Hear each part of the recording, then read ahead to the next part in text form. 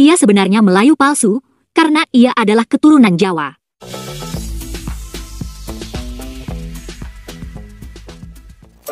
Assalamualaikum warahmatullahi wabarakatuh. Salam jumpa kembali dengan channel ini, Nasikin BM.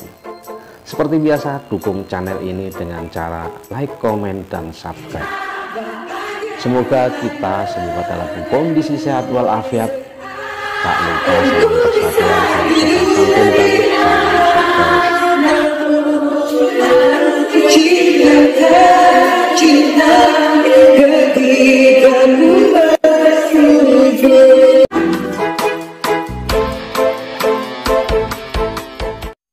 Apa yang dikatakan seorang musisi muda Malaysia setahun atau 2 tahun lalu, hingga sekarang rupanya masih terus berlangsung. Negaranya, Malaysia, sedang menghadapi serangan dari artis-artis Indonesia. Dan serangan itu rupanya terjadi terus-menerus, secara bergelombang hingga sekarang. Secara bergantian, artis ternama dari Indonesia menggelar konser di Malaysia, dan selalu dibanjiri oleh penonton. Band-band lama seperti Dewa 19, Sheila on 7, Noah, dan sebagainya masih laku di Malaysia. Lalu, penyanyi solo seperti Judika, Rosa, Mahalini, Lyodra, Anggi Marito, Tiara Andini, dan sebagainya juga amat digemari di Malaysia. Dan belakangan, Melly Goeslaw dan Putri Aryani pun baru saja menggelar konser di Kuala Lumpur. Bahkan, Denny Caknan yang menyanyikan lagu-lagu pop Jawa pun laris manis di sana. Pantaslah jika banyak orang Malaysia yang panik melihat fenomena itu. Apalagi, saat ini hampir tidak ada artis Malaysia yang mampu menggelar konser di Indonesia. Sebaliknya, artis Indonesia terkesan mudah saja masuk Malaysia. Kesan mudah tersebut sebetulnya tidak benar lantaran prosesnya tidak gampang. Sebab, untuk menggelar sebuah konser, seorang artis Indonesia harus memiliki banyak penggemar di Malaysia. Artinya, lagu-lagu yang ia nyanyikan harus populer dulu atau dikenal luas di Malaysia. Tanpa ada penggemar, maka akan sulit artis Indonesia laku di Malaysia. Karena, pada dasarnya, sebuah konser adalah semacam perayaan dilakukan oleh artis dan penggemarnya. Jadi, para penggemar itu sudah lama mengidolakan sang artis, sehingga mereka pun hafal lagu-lagunya. Dengan kata lain, banyaknya konser artis Indonesia di Malaysia menggambarkan penetrasi yang luar biasa lagu-lagu Indonesia di Malaysia selama ini, atau mungkin 10 atau bahkan 20 tahun terakhir.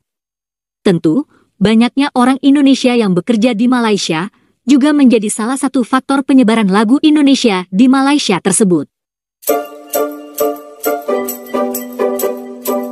Kelas menengah ke atas di Malaysia sendiri sebetulnya juga menyukai lagu-lagu negara lain, seperti lagu Barat, India, Mandarin, dan sebagainya. Hanya saja, tentu tidak mudah mendatangkan artis Barat atau India. Selain itu, ongkosnya mahal sekali. Adapun biaya mendatangkan artis Indonesia tentu jauh lebih murah, dan penggemarnya pun berlimpah di Malaysia. Secara bisnis hiburan, hal itu amat menguntungkan.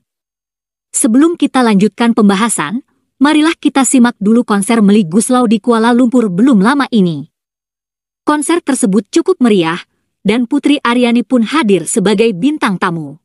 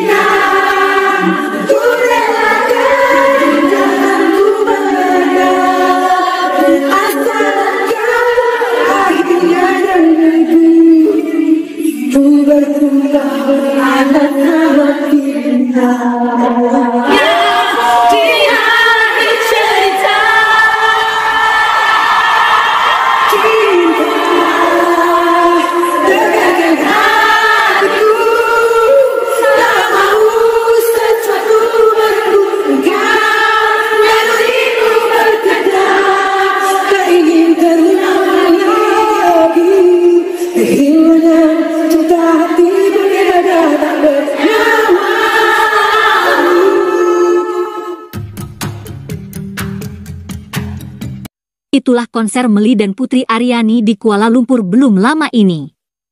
Kita tidak akan membahas lagi mengenai perbedaan industri musik dan hiburan di Malaysia dan Indonesia.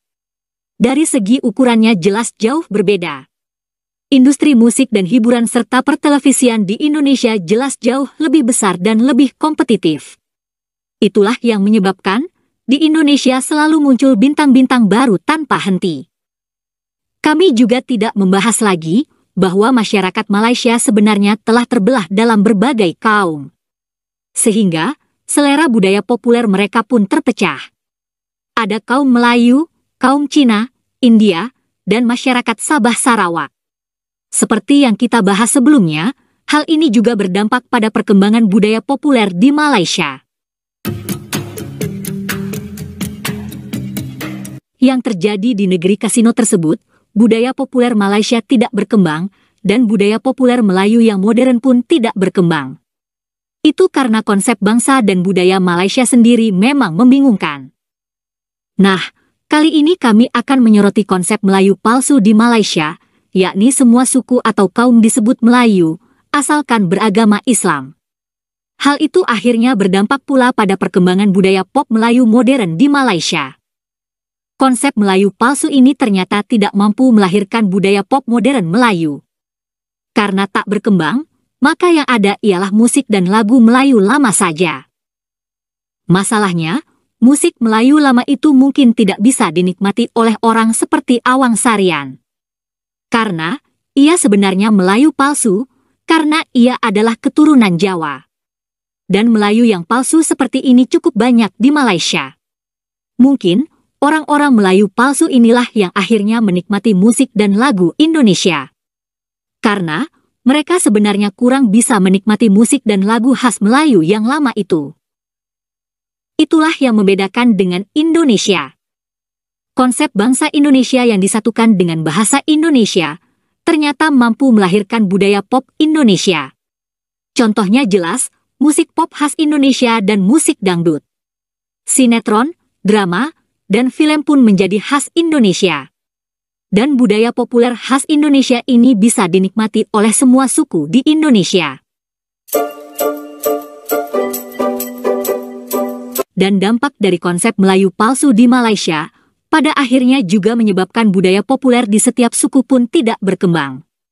Orang Jawa, Batak, dan sebagainya di Malaysia tak sanggup mengembangkan budaya mereka sendiri. Selain jumlahnya mungkin kecil, mereka pun terlanjur dibungkus dalam konsep Melayu palsu tadi. Adapun budaya suku-suku di Indonesia masih terus berkembang sesuai dengan perkembangan zaman. Setidaknya, setiap suku di Indonesia masih bisa mengembangkan musik dan lagu mereka. Seringkali pula, budaya itu dicampur atau ikut mewarnai lagu-lagu populer Indonesia. Oke teman-teman, sekian saja dulu perjumpaan kita kali ini. Berikan pendapat kalian di kolom komentar. Terima kasih. Assalamualaikum warahmatullahi wabarakatuh.